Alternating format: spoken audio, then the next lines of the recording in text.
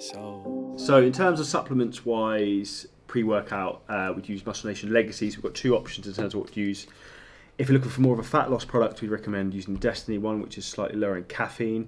So that only has 150 milligrams, whereas if you use 2 scoops of the Legacy, which I'd recommend, you end up with 300 milligrams. So if you're actually training with weights, I would use that. If you're just doing some cardio or something lighter, then I would use the Destiny. So those would be the first two in terms of the supplements I recommend using. We have a variety of different flavours.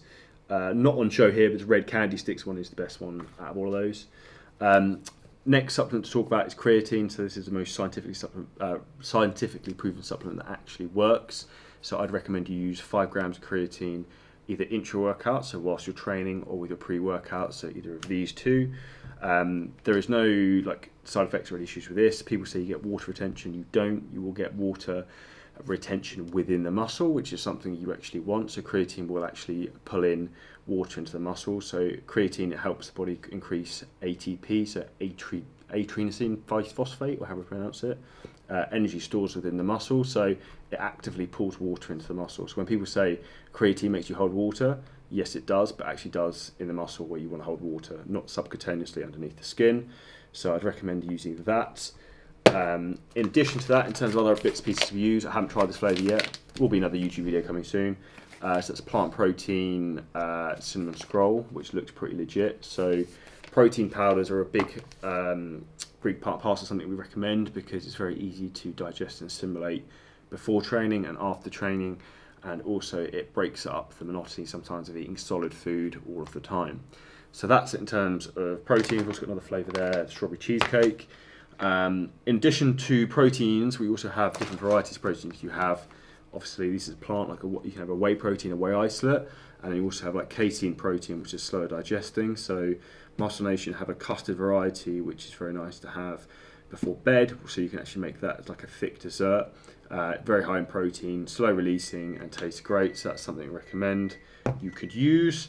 That's it pretty much in terms of the protein side of things. In terms of intra-workout, a few things I recommend would be an amino acid product. So essential amino acids are vital in terms of repair and recovery for training. So when you work out intensely, the most challenging part of what you're going to come across is you're not going to be able to recover from session to session. So we use essential amino acids and branch chain amino acids to aid in recovery.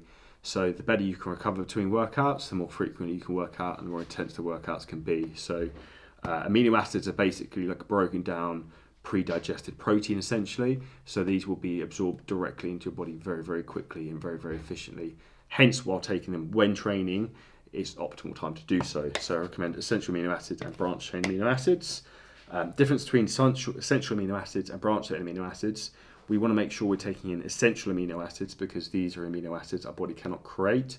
Branch chain amino acids are not as important. You can get those throughout the body. So essential amino acids are way more important and effective than branch chain amino acids. In addition, in terms of intra-workout, glutamine, I'd recommend people use 20 grams of that intra-workout. So that aids with digestion, gut health, and also recovery into your immune system.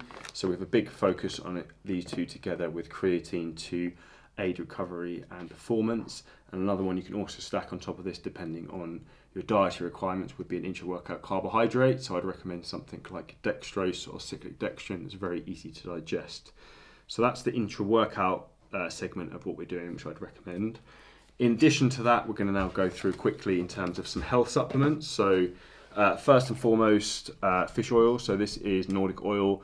I have no affiliation with them, but this is the best one you can get.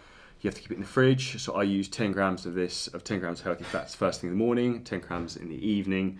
This is amazing for cholesterol and your lipid profile, and also for keeping inflammation down in the body and for perfect hormonal function. So very, very important to take, but you do have to remember that for every gram of fat you take, there's 9 calories. So if I'm taking 10 grams of this in the morning, that's 90 calories in the morning, and I take another 10 grams in the evening, that's another 90 calories. I have to accommodate for this within my diet. So that's something that I would recommend.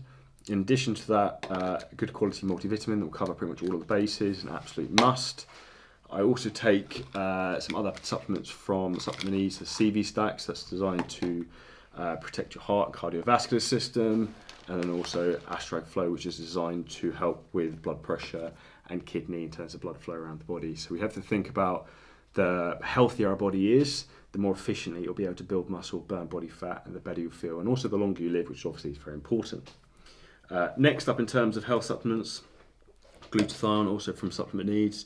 So this you have to keep in the fridge. This is the most powerful antioxidant in the body. So again, in terms of overall health, is amazing.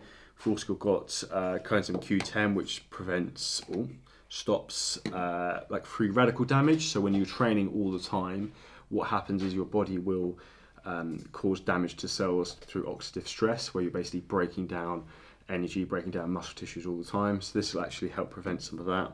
And then we've also got curcumin again, which is a massive anti-inflammatory, which we recommend using.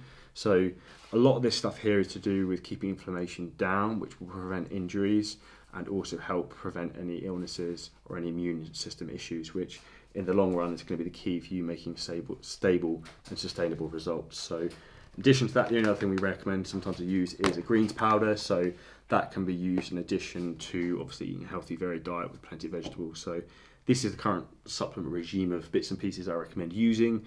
Various different companies, different brands, different bits of protein, different supplements. So all of these might give you like 1 to 2 to 3% difference in terms of progress, but you start to stack all of those together over a period of time and you'll get much, much faster results. So if you have any questions about this, drop us a comment below the video and happy to cover everything else in depth.